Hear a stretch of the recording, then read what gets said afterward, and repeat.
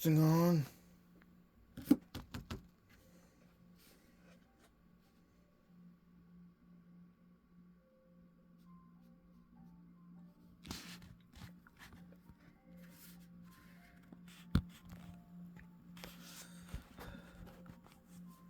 Been working on this one for a while.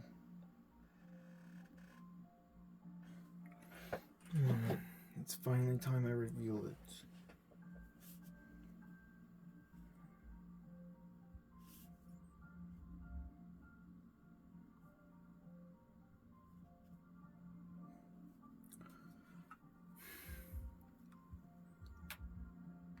Three ships. I'll go to the center one first.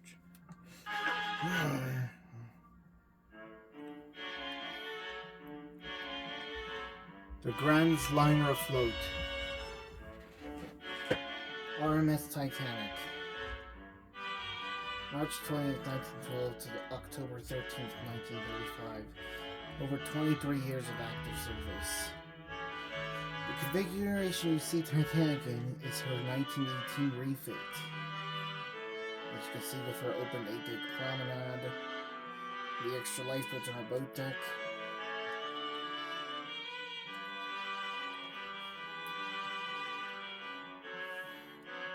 She was a grand, reliable luxury liner.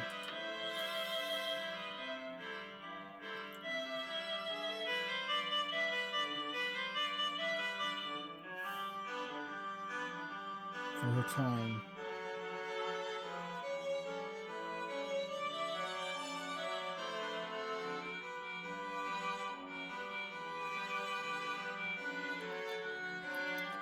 Carrying millions of passengers throughout her career. Over 250 round trips across the North Atlantic.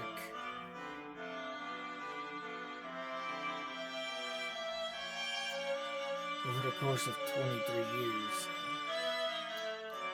The most wonderful features were the first class grand staircase, first class lounge, reception room, first class dining area, the gym, Turkish baths, the swimming pool, the smoking room, Palm Court, Cafe Parisian, and a la carte restaurants.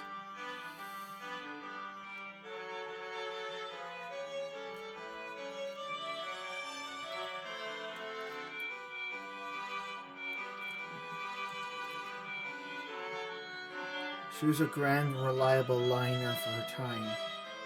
Sadly, she was scrapped in 1935.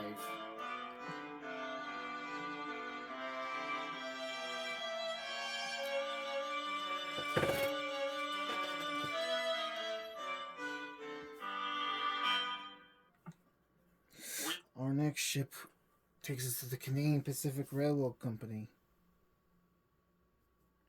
The RMS Empress of Britain. From 1906 to 1930 to 1931, 25 years, she served a long, reliable career. Her identical sister ship, Empress of Ireland, had met a tragic end in 1914 after being rammed by a Norwegian collier Storstad. The Empress of Britain's crew was much different. She carried Olympics passengers during the Mauritania incident.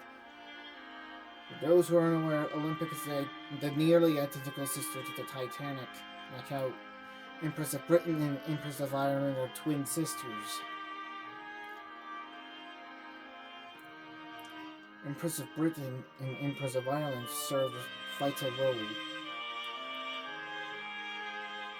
carrying passengers to and from Canada, and to and from, along with going to and from Great Britain. Sadly, she was scrapped and replaced by a larger version of Empress of Britain for a more modern era.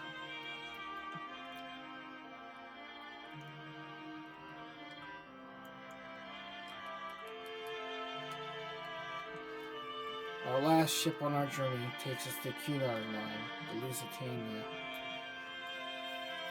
Lusitania and her sister Mauritania were designed for the Blue Ribbon. Mauritania will eventually go missing in March of 1911, only to be discovered by Olympic in June of that year.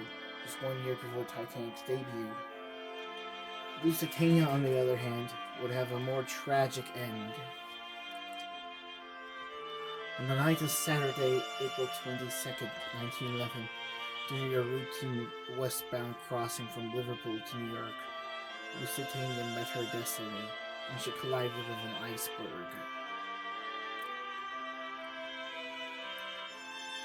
At around 11:40 p.m. The damage was severe that the ship was doomed to founder. Her carpenter only gave her an hour to an hour and a half.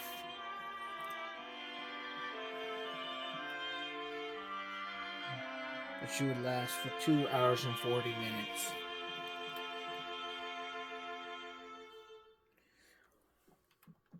"1,500 people perished.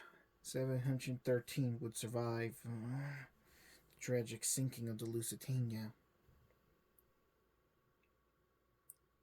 The wreck now lays at the bottom of the North Atlantic, and the coordinates 41 degrees 46 minutes north, 50 degrees 14 minutes west. Many notable moments include the ship's band playing music throughout most of the night, with their final piece being "Nearer, My God to Thee," arranged with the lyrics by Sarah Flower Adams and the arrangement by Arthur Sullivan. This signaled that the ship was near her death throes. Tragically, she did not carry enough lifeboats, which led to the high death toll mentioned earlier. The wreck of the Lusitania lies 400 miles south of Newfoundland and 2.5 miles below the surface of the North Atlantic.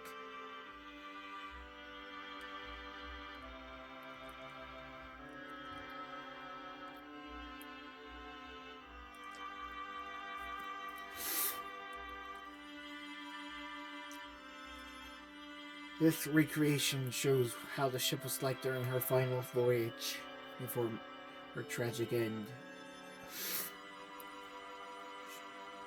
Her carpenters only gave her an hour to live, but she lasted for 2 hours and 40 minutes. A testament of her builders are John Brown Company in Clydebank, Scotland.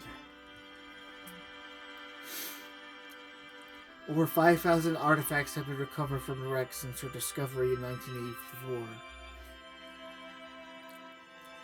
The 1997 James Cameron film, Lusitania, faithfully recreating the tragic events of that night while depicting the fictional love story of Jack and Rose.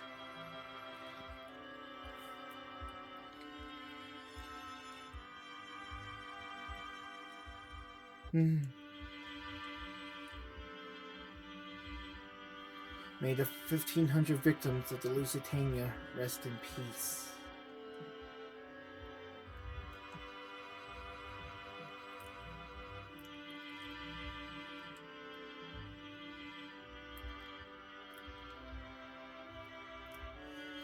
This world is dedicated to these liners and their careers.